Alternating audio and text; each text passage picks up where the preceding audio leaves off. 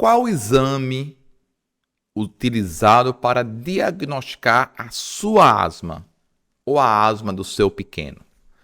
Meu nome é George Amado, sou médico pneumologista e atendo aqui em Aracaju, Sergipe, presencialmente e para todo o país através da telemedicina videoconsulta.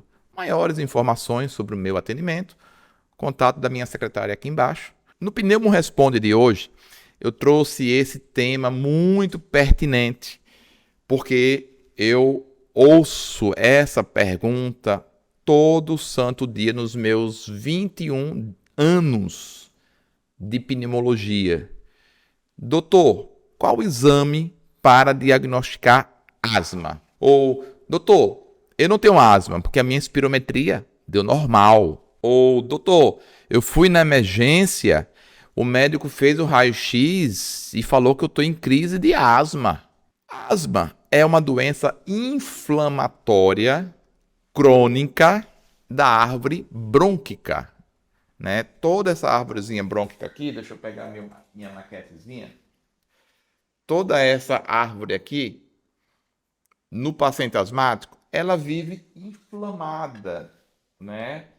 E com essa inflamação, o brônquio deixa de estar permanentemente assim e ele vive inflamado, e com essa inflamação da mucosa, facilmente ele faz isso aqui. Ele faz broncoespasmo, surgindo o sintoma da asma. Então, é uma doença inflamatória, é uma palavra-chave para entender a fisiopatologia, entender a doença, a asma e principalmente o tratamento. É inflamação, né? Esses brônquios, eles ficam mais sensíveis, inflamados e se fecham mais facilmente a depender dos estímulos, tá certo? E isso aí gera no paciente asmático diversos sintomas: aperto no peito, dificuldade para respirar, crises de falta de ar pode acontecer, chiadeira no peito, tosse quando faz um esforço, tosse quando vai para academia e vai correr na esteira, fica tossindo. Pega uma gripe, a tosse se estende por semanas. São várias formas da asma se manifestar. Não há um padrão, não há uma receita de bolo, até porque existem vários tipos de asma. E uma outra característica da asma é um padrão de reversibilidade, ou seja, o paciente pode ter sintomas agora e depois passar um período assintomático, ou seja, tranquilo. Aí lá adiante, por N motivos, a inflamação retorna e o bronco fecha e volta. Então, esse padrão de reversibilidade, para um período com sintomas, períodos assintomáticos, é comum, super comum, né? E quais são os sintomas da asma? Como eu já acabei de falar, né? Como identificar a asma? Quais são os principais sintomas?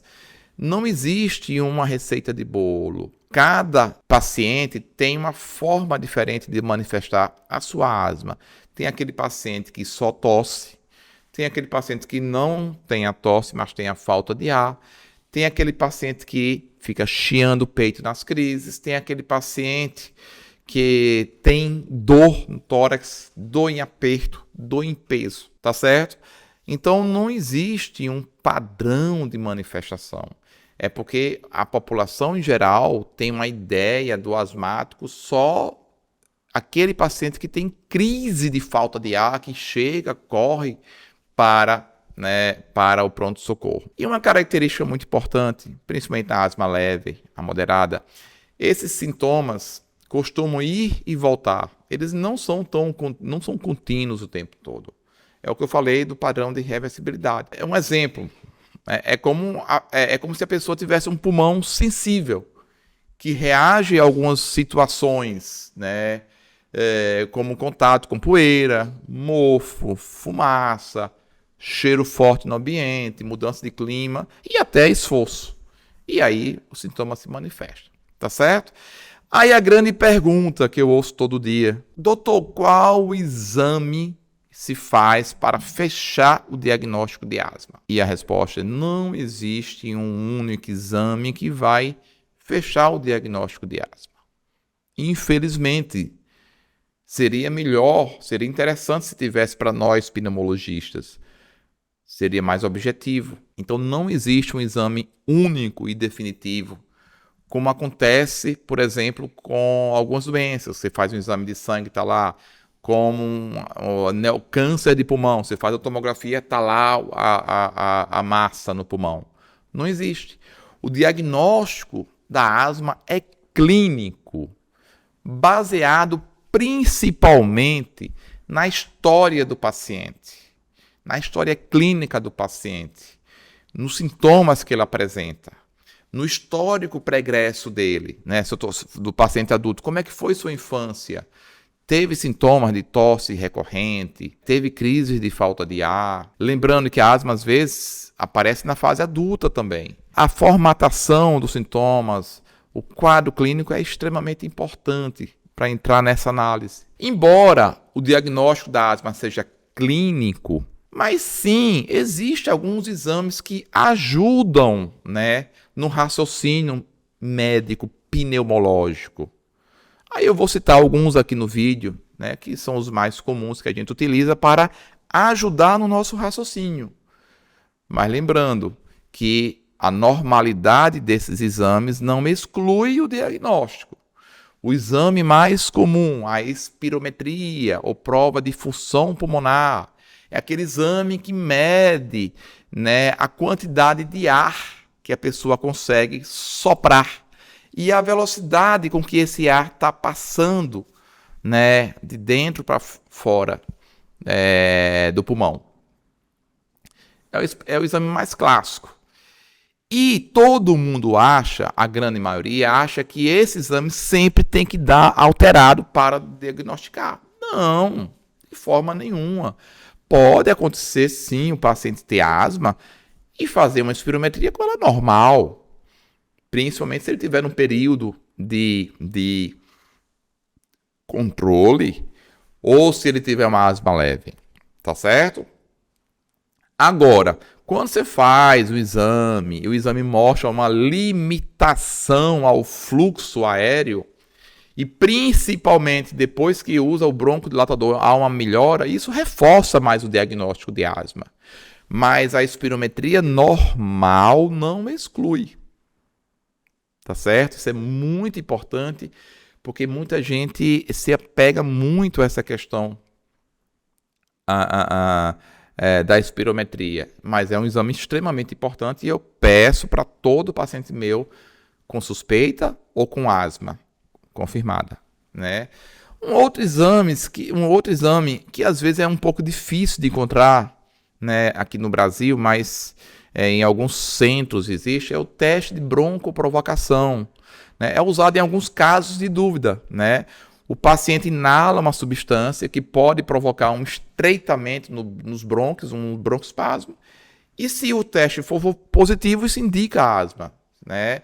É chamado teste de broncoprovocação. É um teste que tem que ter um certo cuidado, tem que ser realizado no ambiente, né, com respaldo hospitalar. Por quê? Porque possa ser que o paciente tenha uma reação forte e o bronco feche.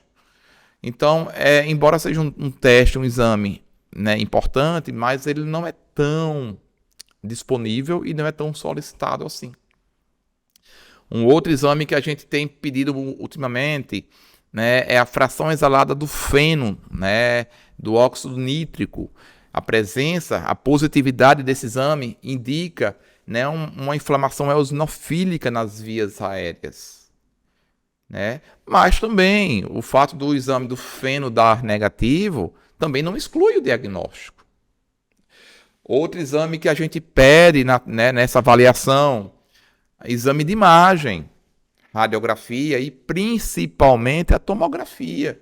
Não para confirmar, mas para afastar outras coisas, como por exemplo, eu já peguei aqui um paciente que me procurou com falta de ar, suspeitando de asma, e na verdade era um câncer de pulmão. Porque nos exames veio uma massa no pulmão que ele não sabia que existia, que estava ali. Então os exames de imagem, a radiografia, a tomografia, a gente pede para afastar outras coisas. Mas pode vir com algumas alterações sugestiva de asma, principalmente a broncopatia inflamatória, espessamento brônquico, áreas com aprisionamento. Cuidado, a tomografia de tórax não precisa ser feita com contraste e tem que ser feita também a fase expiratória, porque fazendo a fase expiratória, você vai ver se naquele paciente tem aprisionamento aéreo, que é uma situação clínica tomográfica comum na asma, mas também não fecha o diagnóstico. Outro exame que eu peço muito, o perfil alérgico do paciente, né? As IgEs, IgE total, IgE para ácaro, pó, poeira, epitélio de gato, cachorro, fungo, né? Também, veio negativo, vai afastar? Não, mas assim, é um exame para a gente ver se tem um perfil alérgico aquele paciente. Então, vocês observam que tem uma série de exames que a gente solicita, mas que o exame normal não exclui o diagnóstico.